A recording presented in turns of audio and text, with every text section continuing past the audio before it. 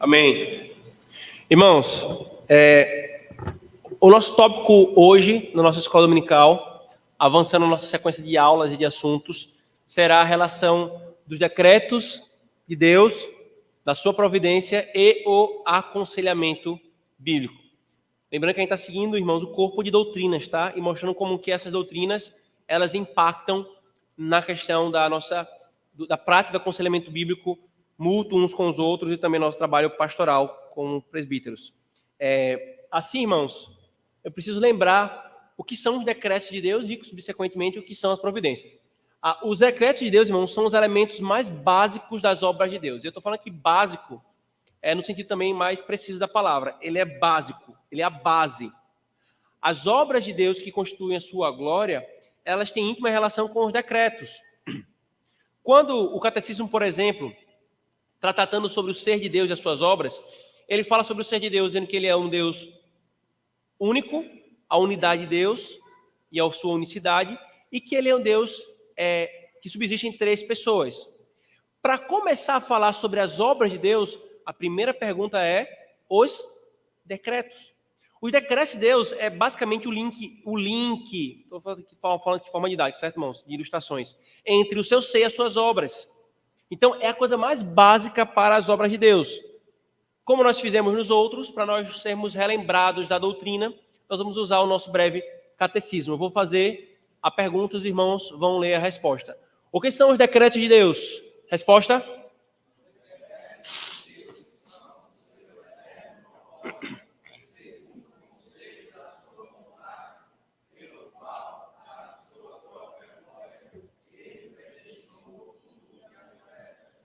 Ele predestinou. O catecismo breve, irmãos, ele faz uso dessa palavra, mas os outros dois, o maior e a confissão, ela faz um refinamento teológico mais preciso. A palavra para os decretos não é predestinação, porque a predestinação está envolvida a salvação. Os decretos são mais abrangentes. Nos decretos há a predestinação e há a pré-ordenação. Pré-ordenar as coisas está associado ao que está falando aqui nessa pergunta, certo? É o seu eterno propósito, o seu plano, o que ele quer atingir, segundo o conselho da sua vontade. É segundo as decisões das criaturas? Não. Deus não viu quem ia crer nele para então decretar que aquela pessoa vai crer. Irmãos, isso é absurdo no que diz respeito ao ser de Deus. Você está colocando Deus em função da criatura.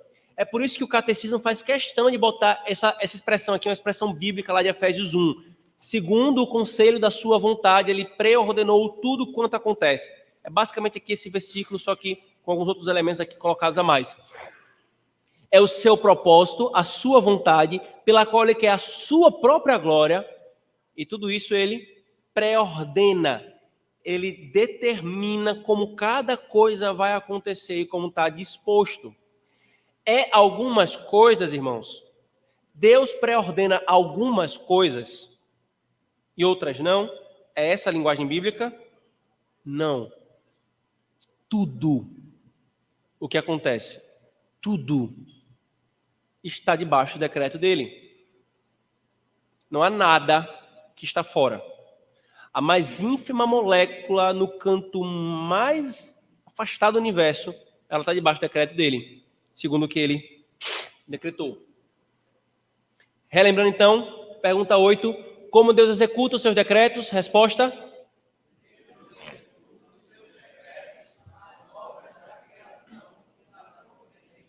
Pronto, é aqui o link que eu quis me referir. O decreto de Deus é o seu plano eterno, que ele vai executar no tempo e no espaço.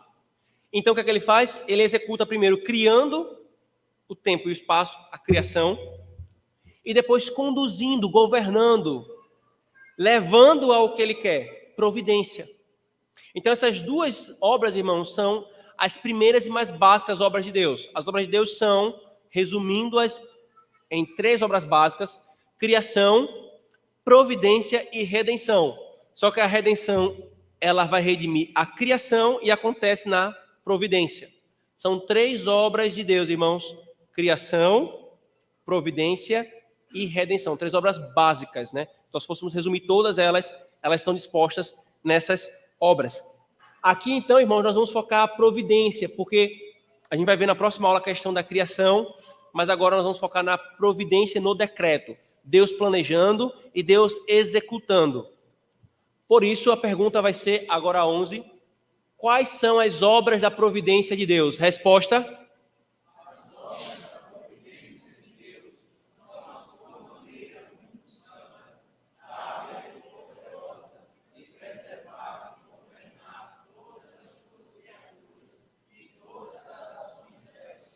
explicando aqui a doutrina, a gente vai ler todos os textos bíblicos agora. É a sua maneira sábia, santa e poderosa. Esses adjetivos não foram escolhidos de forma assim aleatória pelos nossos pais. Eles colocaram esses adjetivos porque eles resumem bem a providência do Senhor. Tudo que ele faz é santo, não há pecado em nada do que ele faz, e ainda que o seu decreto e a sua providência envolvam os pecados das criaturas, ele não está cometendo pecado.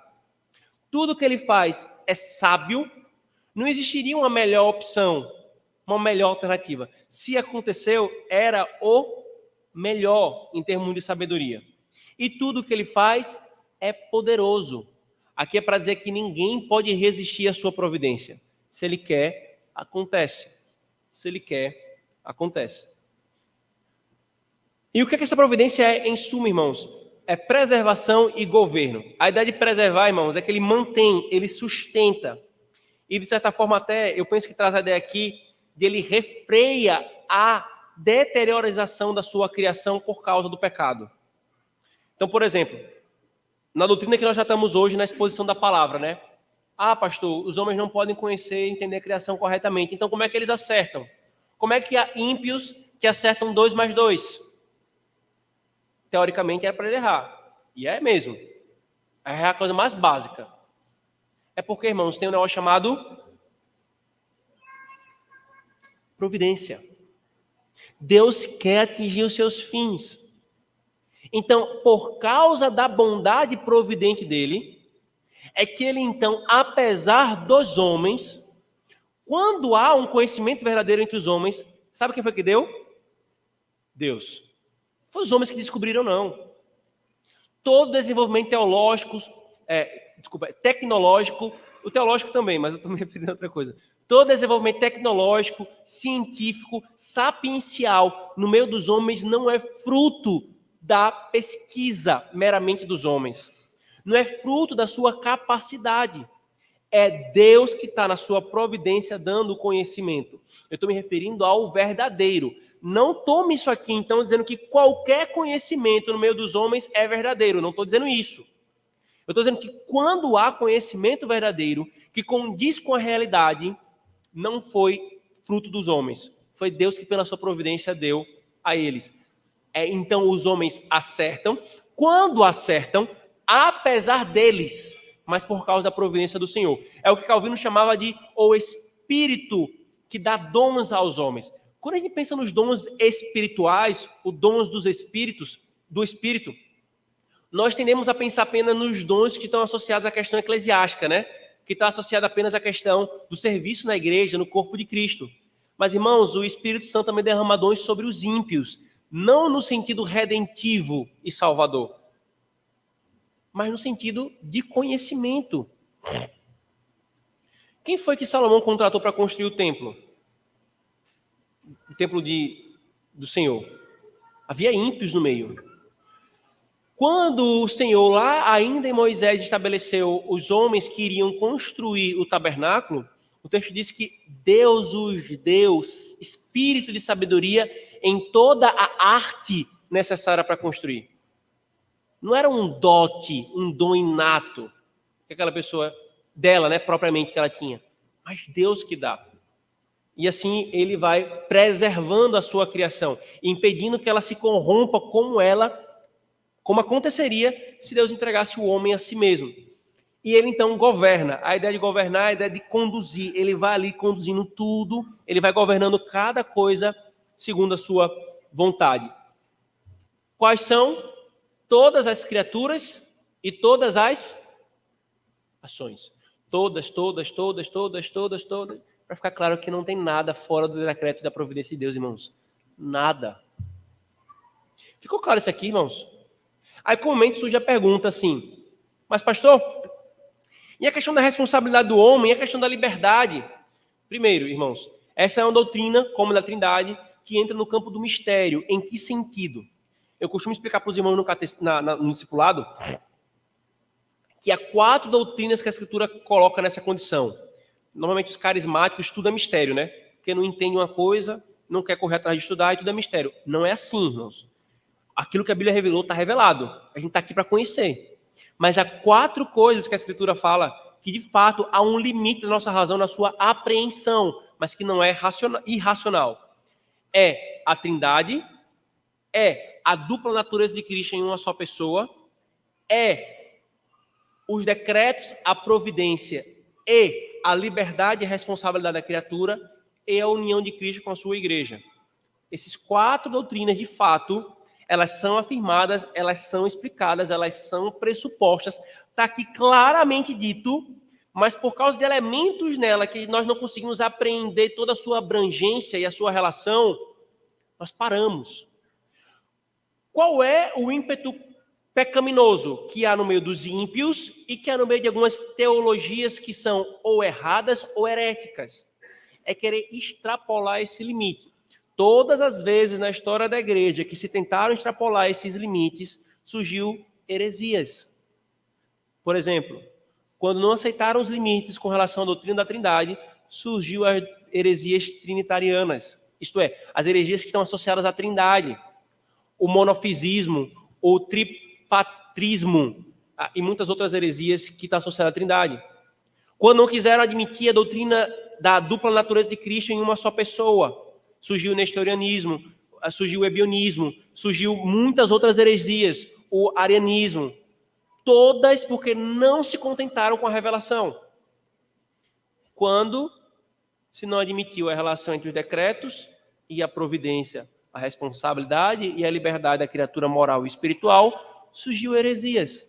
O pelagianismo, o semipelagianismo, na sua versão mais recente, arminianismo, abraçado pelo romanismo e muitas outras vertentes no meio da cristandade histórica. Aqui, irmãos, nós estamos diante da coisa mais bela que os nossos olhos veem. E o tempo todo a Escritura está tratando dessa forma. Você percebe que o tempo todo está lá, gritando isso para a gente? É como se Deus dissesse, sim, vocês têm responsabilidade moral, e eu estou decretando todas as coisas, e isso não há incompatibilidade. Quando, por exemplo, Paulo, acho que vai ter esse texto aí, quando Pedro vai pregar o evangelho para os judeus, Atos 2 e Atos 4, na oração, no caso em Atos 4, Pedro diz, porque vocês se juntaram com os homens ímpios e mataram o santo de Deus, cumprindo o seu propósito pré-determinado. Que interessante. Pedro tinha plena consciência que Cristo morreu porque Deus tinha decretado que ele precisava morrer. Mas isso diminuiu a responsabilidade do que os judeus fizeram junto com os romanos? Não. Ele vai lá e aponta o dedo. Vocês o mataram. A mesma coisa ele repete em Romanos 4.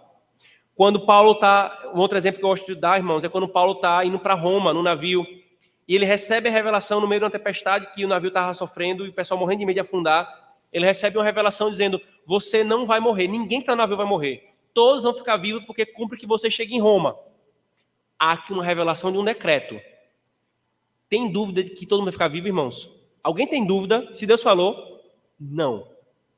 Então quer dizer que Paulo cruzou os braços e falou, tudo bem, pessoal, fica tranquilo aí que o navio vai encostar na praia lá, fica tudo bem. Queridos, se levantem, Paulo fala, comam, porque já faz tempo que vocês não comem. Quando o navio está perto de bater na pedra, ele fala assim, se agarrem no que vocês puderem. Quem saber nadar, nade. Quem souber nadar, nade. Quem não sabe, se agarra a alguma coisa que boie. E no final, todos chegaram bem. Você percebe que a Bíblia nunca, irmãos, coloca uma coisa contra a outra. O decreto de Deus demanda do homem responsabilidade moral.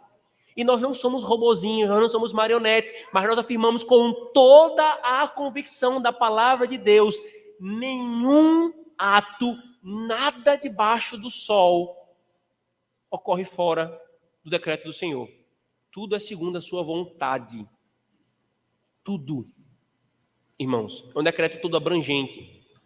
Porque, como dizia Sproul, R.C. Sproul, se uma só molécula no universo estiver fora da soberania do decreto do Senhor, essa molécula sozinha poderia arruinar toda a obra da redenção e o plano do Senhor.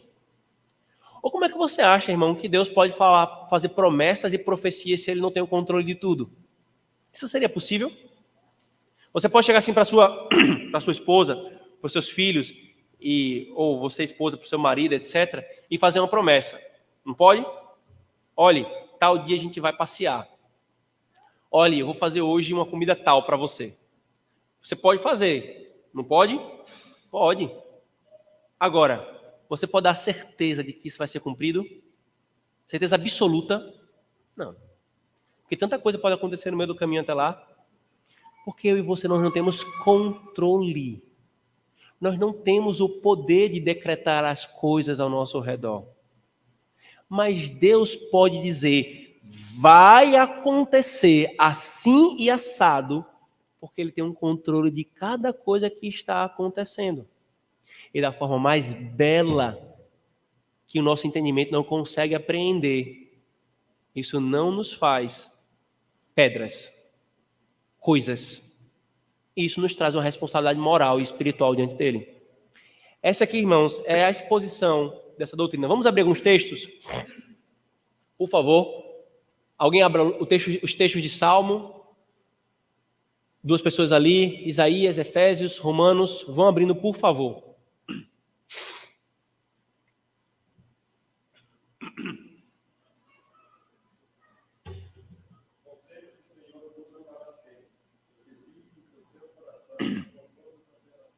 Os conselhos do Senhor dura para sempre.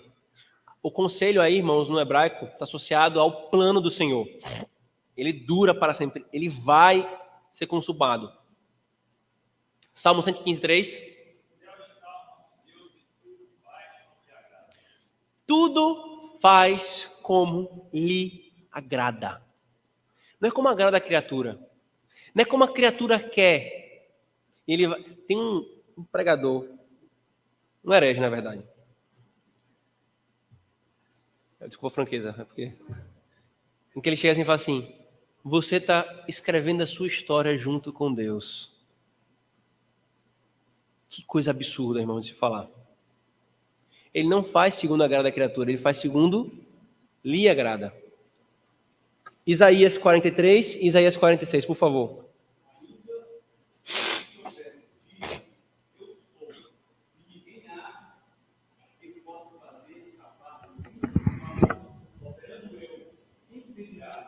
Operando eu, quem impedirá?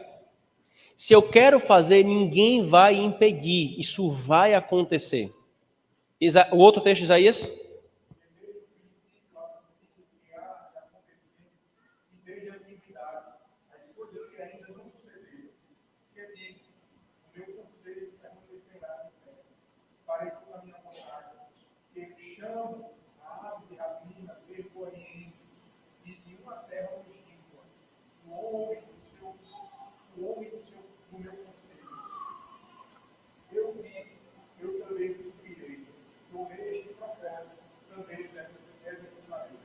Veja, desde o princípio eu anuncio o que vai acontecer. Eu vou fazer o que eu disse que iria acontecer. Eu vou cumprir o meu propósito. Como é que diante de porções como esta da Escritura Sagrada, irmãos, a gente pode abrir a boca para dizer que Deus não é totalmente soberano? Que é 50% Deus e 50% homem? Que Deus está esperando a criatura para ele poder fazer alguma coisa? Efésios 1, 5 e 11, e aqui tratando agora sobre o decreto associado à salvação. O que é que diz esse texto?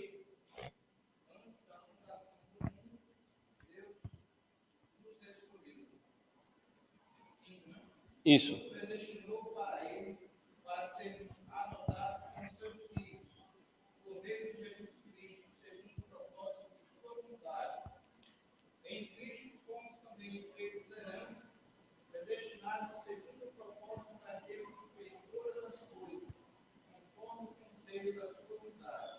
Predestinados segundo a escolha do homem que Deus viu que iria escolhê-lo e então ele predestinou. É assim que está o texto? Não. Predestinado segundo o conselho da sua vontade. Conselho da sua vontade. Não é segundo a vontade da criatura, mas segundo a sua vontade. Romanos 11.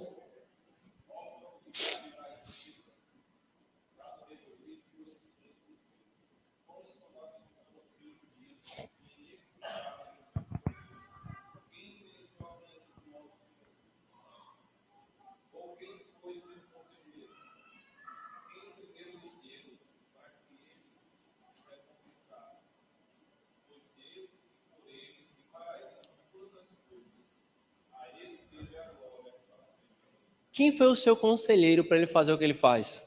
Com quem ele pediu conselho? Não tem, irmãos. A Escritura é muito clara com relação a isso. Eu insisto em dizer, irmãos, isso não é um ponto periférico em nossa fé. Não é. Porque atacar esse ponto ou sustentar uma opinião contrária ao que a palavra de Deus está dizendo e o que a gente professa é desfigurar o próprio ser de Deus. O próprio ser de Deus. A gente pode dizer assim, a paridade aqui, irmãos em Cristo que pensam diferente quanto o governo de igreja. Os irmãos sabem a convicção que nós temos com relação ao governo da igreja, bíblico, e os frutos que isso traz. Mas jamais a gente vai falar assim, você é um herege porque você é presbiteriano no governo da igreja. Acho que não. Há uma imaturidade, você vai colher os maus frutos de você não estar no governo bíblico. Mas você é um irmão em Cristo. Agora, se ataca a doutrina da palavra de Deus, a doutrina da Trindade, a doutrina de Cristo e a doutrina da salvação, que vai envolver as obras de Deus como essa daqui, há uma linha muito clara, irmãos, que é traçada. Diz assim, isso não é, se passar isso, isso não é cristianismo. Isso é muito sério, irmãos. Aqui se tratando de doutrina, a gente vai chegar na questão prática, certo? Do aconselhamento. Atos 13, 48.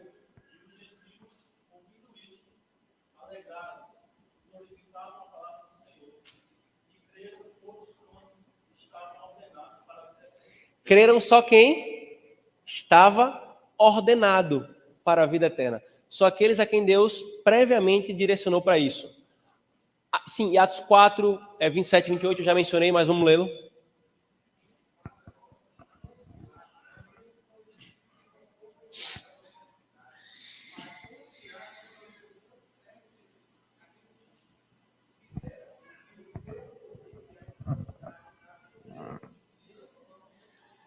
O povo dessa terra, junto com os gentios, se uniram e mataram Cristo. Fizeram o quê? Pronto. Não há dificuldade, irmãos. Há uma ilustração comum para explicar essa doutrina que quando você sobe no avião e você quer voar, qual é das asas que você quer? Quais as asas que você prefere? Eu espero que você prefira as duas, amado. Da mesma coisa a revelação dessa doutrina. Não são incompatíveis. Claramente a Escritura revela as duas coisas. E como reformados, nós não somos nem racionalistas nem empiristas, nós somos revelacionais. Nós baixamos a cabeça quando a palavra de Deus fala é assim, e ela vai até aqui, a gente para, e o nosso coração fica contente, e a gente segue firme na sã doutrina. Avançar esse limite é cair em erro. Como eu falei, o nosso limite, o nosso lugar de criatura, o nosso limite, a nossa razão, e o errado dos racionalismos que tentam se conformar contrário a isso, como a heresia do arminianismo do livre-arbítrio após a queda, ou o espantalho do determinismo. O que é o espantalho do determinismo? É tomar essa doutrina e falar assim, isso é um determinismo, você não pode fazer nada. Né? O determinismo filosófico é uma posição que ela absolutiza e mecaniciza tudo. Então, a ideia do destino, né? Então, assim, isso não é um determinismo que faz os seres humanos um espantalho. Fatalista é outra expressão que é usada. Muito pelo contrário, o Senhor decreta tudo e isso não viola a liberdade da criatura nem a sua responsabilidade moral, como a nossa confissão fala. Alguém, por favor, nossa confissão de fé, quem tiver aí a Bíblia de Genebra, ou a Herança Reformada. No capítulo 3, por favor.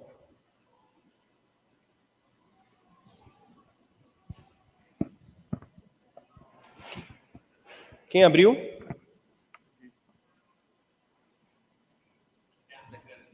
Eterno decreto de Deus. Lê a primeira sessão, por favor, bem alto. Você vai ler, Paulo? Lê aqui, por favor, no microfone.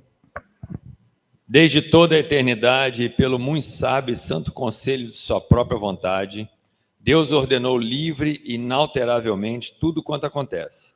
Porém, de modo que nem Deus é o autor do pecado, nem violentada é a vontade da criatura, nem é tirada a liberdade ou contingência das coisas secundárias antes estabelecidas.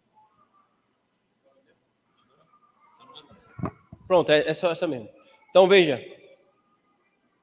A beleza desse texto, para resumir essa doutrina, é essa: botar tudo em seu devido equilíbrio, do que a palavra de Deus está dizendo. Podemos avançar aqui, irmãos, aplicando aconselhamento bíblico? Alguma dúvida, alguma questão? Ok?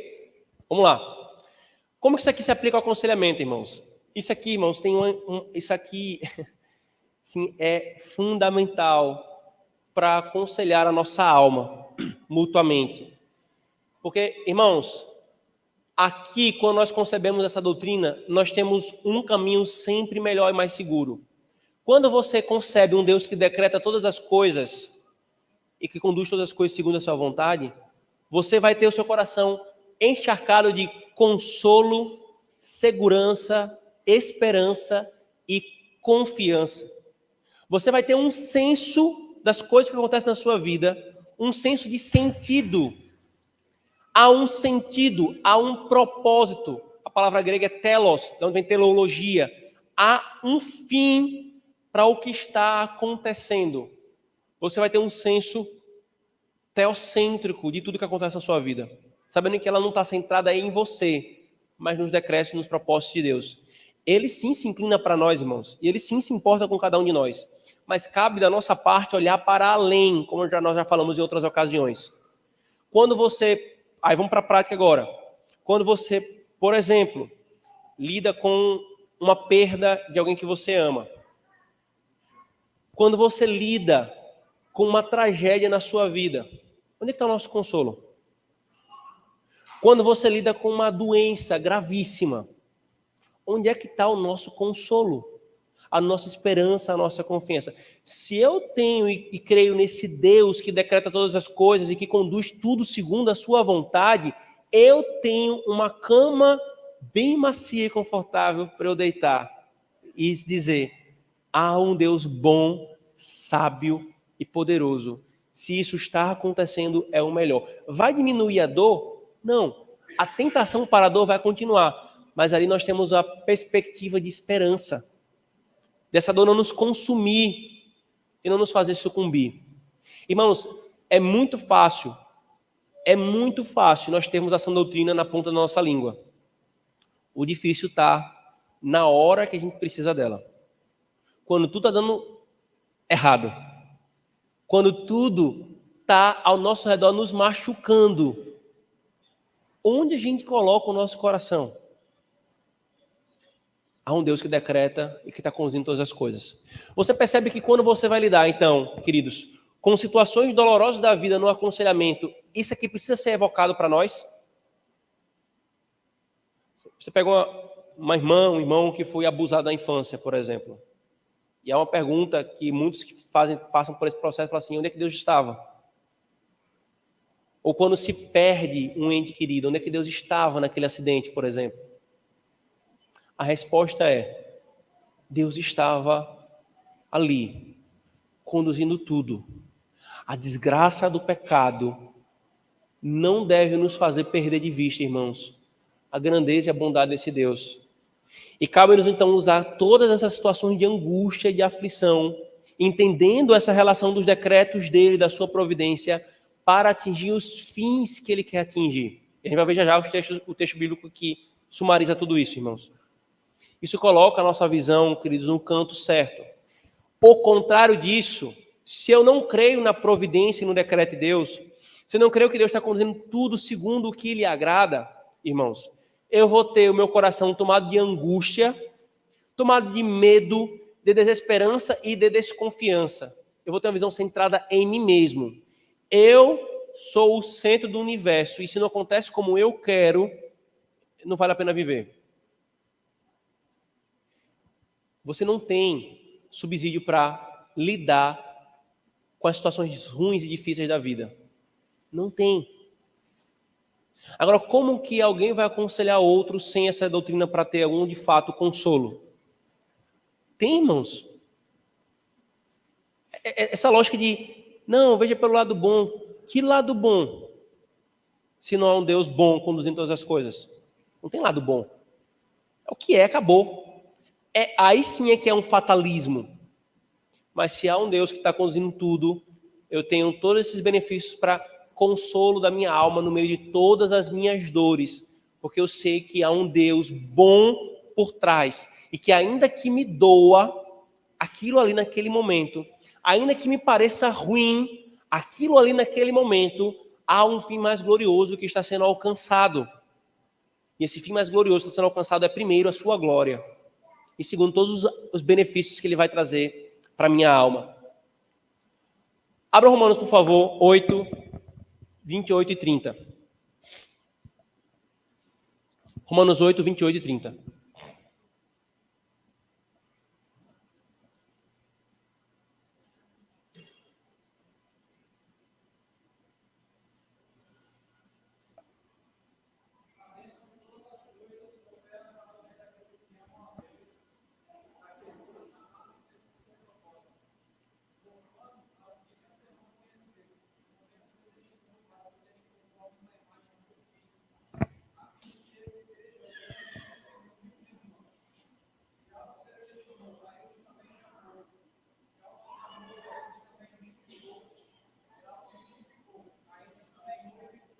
Sabemos, a ARA, que é a versão talvez mais conhecida no Brasil, bota assim, que todas as coisas cooperam para o bem daqueles que amam a Deus.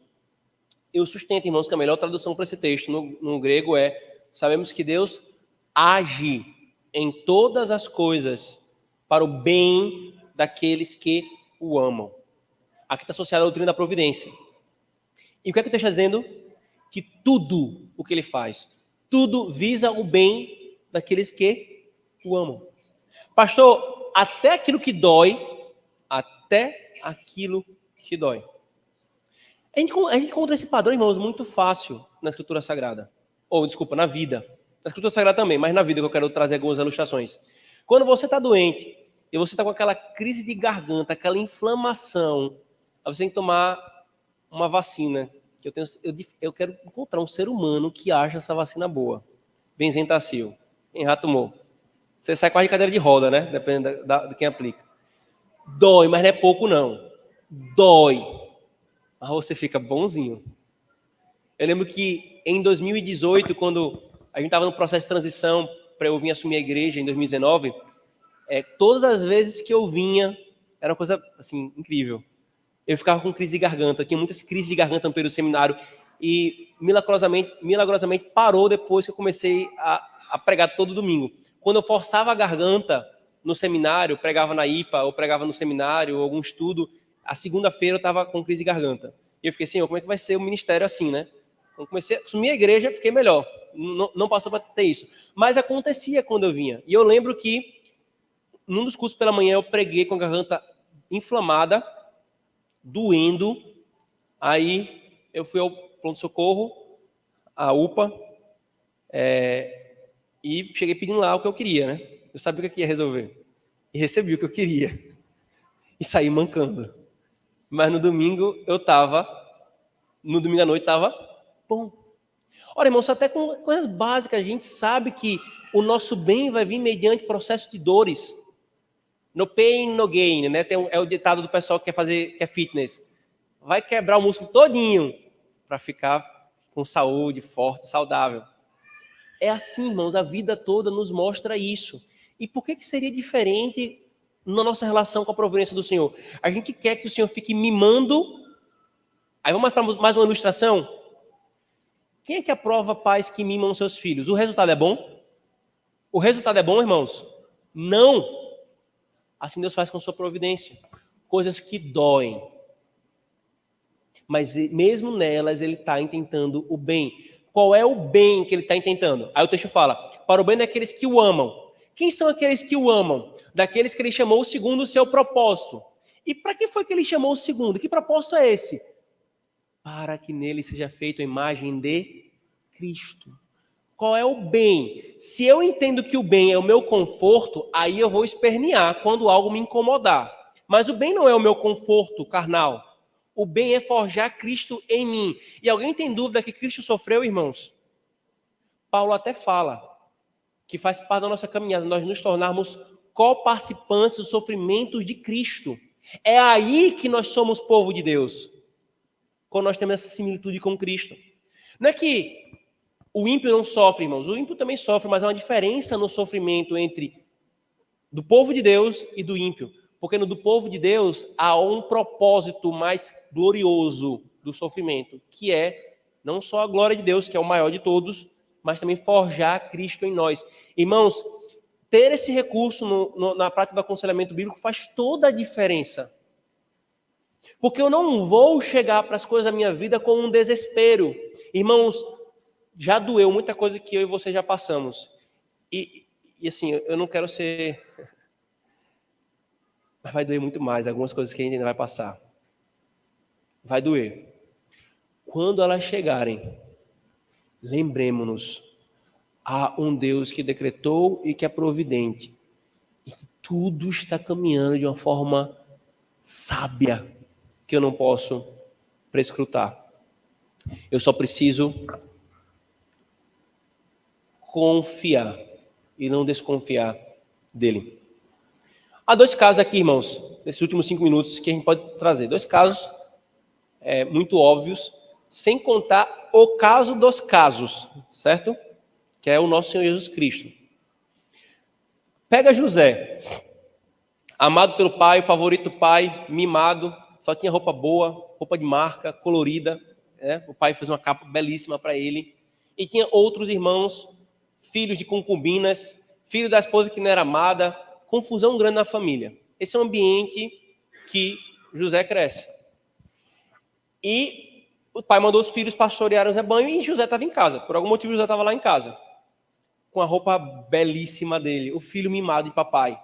E o pai chega e fala assim, José, vai lá ver os teus filhos onde eles estão, os teus irmãos onde eles estão, porque já faz muito tempo que eles foram e não voltaram, eu estou preocupado como é que esses bichos estão fazendo bagunça. Aí José vai. Aí os irmãos veem José chegando. Lá vem o sonhador. Lá vem ele. E começam a planejar matá-lo. Quando ele chega, batem nele, tiram a sua veste bonitinha, a roupa de marca que ele tinha recebido do seu pai, e jogam ele no poço. O irmão deles, queridos. Você consegue parar um pouquinho para imaginar o que José estava sentindo naquilo? Dele chegar e ver os seus próprios irmãos batendo nele e jogando-o no poço, enquanto ele estava lá gritando por socorro, me tirem daqui, me tirem daqui. Os irmãos conversando sobre como iriam matá-lo. Alguém concorda que isso... Alguém discorda que isso é uma coisa ruim? Acho que não, né, irmãos? E ele decide, na verdade, não matá-lo, mas vendê-lo como escravo, né? Que alternativa mais caridosa. Vendem-o como escravo, mas chegam para Jacó e diz que ele foi morto por um animal, está aqui as suas vestes, seu filho, tá não sei o quê. Jacó, o texto é muito enfático, ele se entrega à tristeza de uma forma absurda e se recusava a ser consolado por qualquer que fosse o filho, a esposa, quem fosse. Mas lá estava José, levado como escravo pelos ismaelitas, vendido como escravo no Egito, comprado como escravo por Potifar, começa a trabalhar numa casa. Beleza, as coisas agora vão se acalmar. Dos males o pior, estou aqui, bem e tal.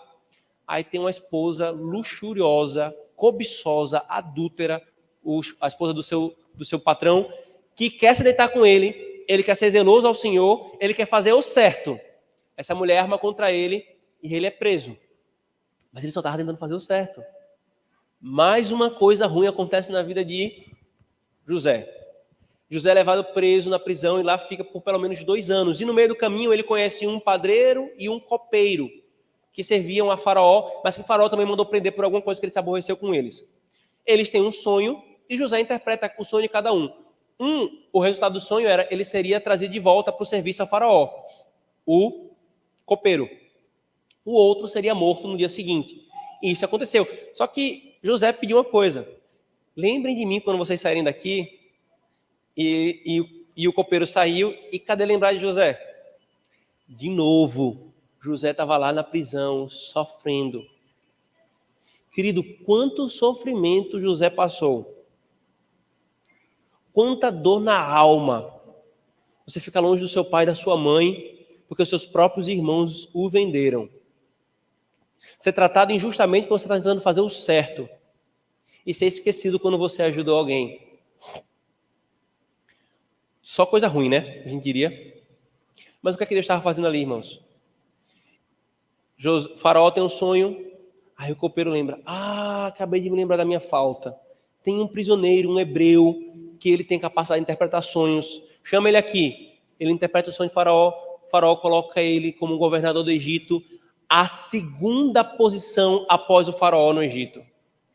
E aqui, irmão, José é um dos maiores tipos de Cristo que nós temos na Escritura Sagrada.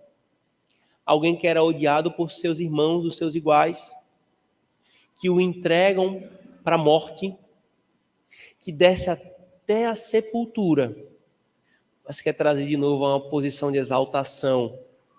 E essa posição que José foi colocado, tal qual Cristo, foi para quê? Foi para o conforto de José somente? Para salvar toda a família dele, todo o povo de Israel. Se Deus não tivesse feito isso, irmãos, o povo de Israel teria morrido. Não existiria Israel, se nós pudéssemos falar o si aqui. Então note que a providência de Deus na vida de José, irmãos, tão dolorosa, tão amarga, no final foi doce ao estômago. Doeu e doeu muito, durante décadas. Mas lá estava lá na frente, algo que José não via, que foi a bondade de Deus, para com ele e para com os da sua casa. Basta a gente confiar, irmãos. Dói. A gente vai sair chorando. Mas Deus fala: saiam chorando. Mas vocês vão saber que vocês vão voltar com os molhos nas mãos. Nada na providência do Senhor, irmãos. Nada. É um ponto sem fechamento. Nós precisamos confiar. Algo, pois não? Perfeito. Bem lembrado. Vamos abrir esse texto. Perfeito, Fábio. Muito obrigado por lembrar. Abram, irmãos, Gênesis,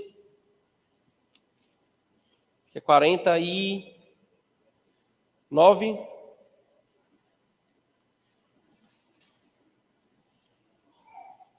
50.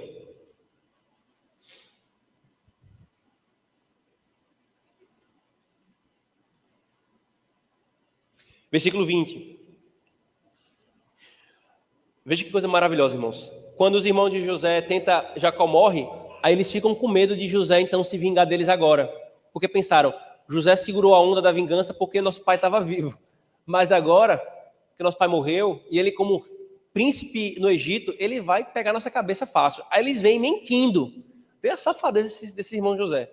Olha, nosso pai, antes de morrer, falou para você perdoar a gente, tá, não sei o quê. Aí José fica mais triste ainda e fala: respondeu José: não tem mais. Acaso estou eu no lugar de Deus? Vós, na verdade, intentastes o mal contra mim, porém Deus o tornou em bem, para fazer como vês agora, que se conserve muita gente em vida. Irmãos, no hebraico diz assim: vocês intentaram o mal.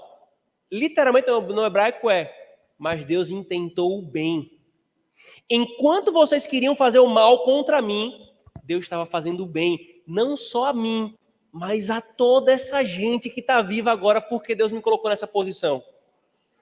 E é assim que nós devemos ver, irmãos, tudo o que nos acontece na providência do Senhor. O último exemplo, queridos, é Esté.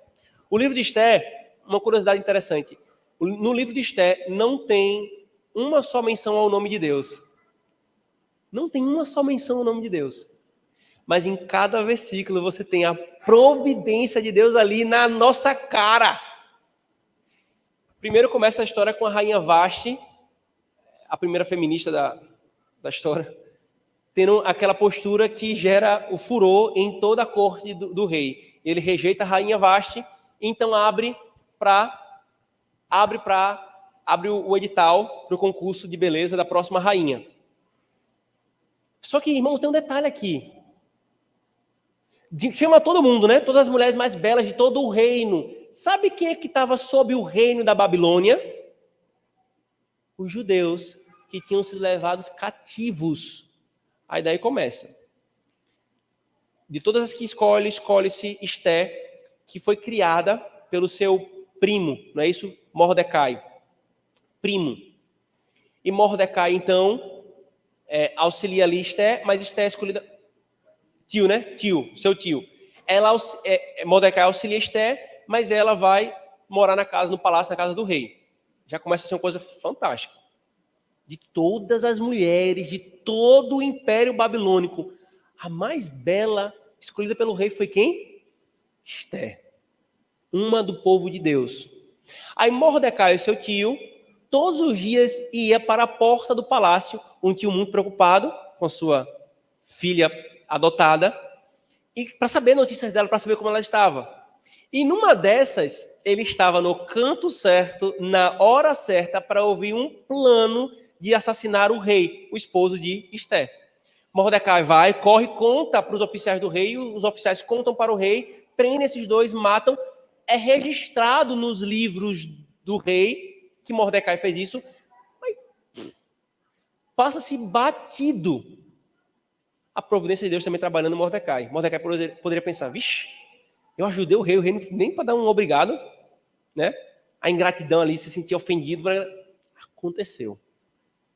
Daqui a pouco surge um outro personagem na história, Amã. Ele odiava os judeus, especialmente por causa de Mordecai. Um homem muito soberbo e orgulhoso, que queria que todos se curvassem a ele. E Mordecai não se curvava.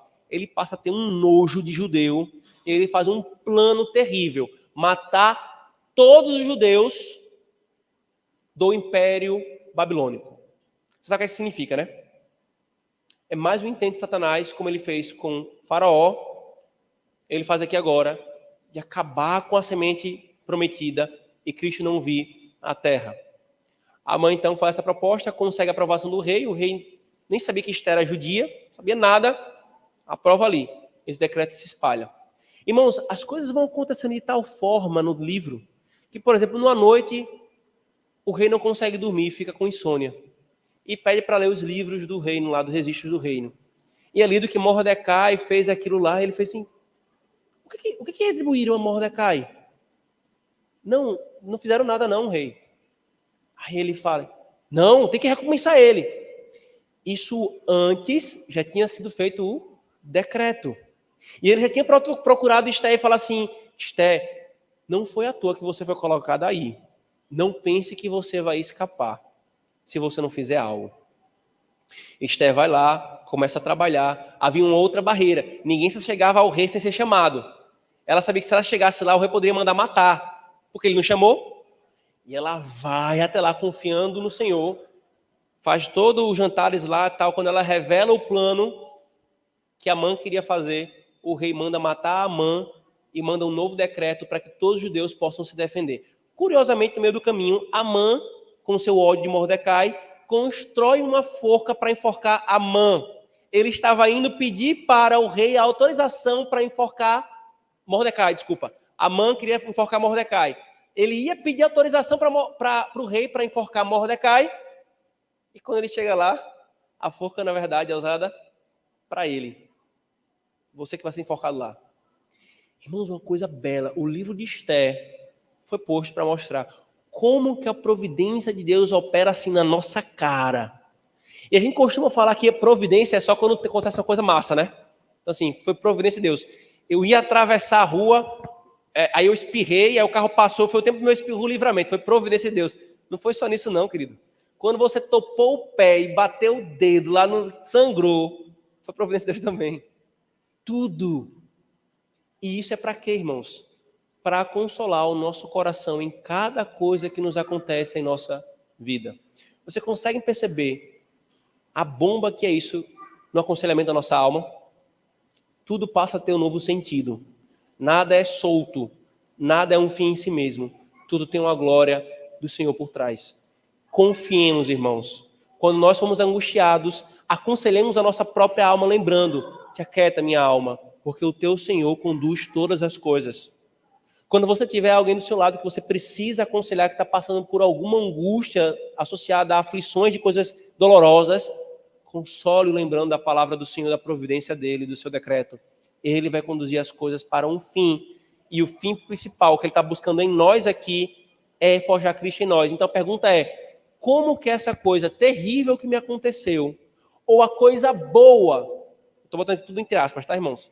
Que me aconteceu, vai forjar Cristo em mim? Essa é a pergunta principal diante da providência no aconselhamento bíblico. Como? Quais foram os pecados que foram manifestos em mim?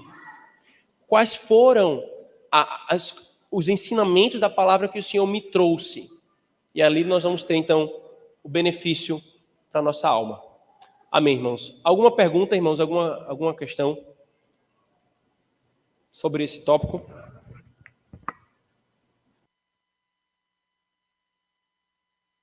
Podemos encerrar? Então, irmãos, oremos agradecendo ao Senhor por esse tempo. Darvely, faz essa oração, por favor.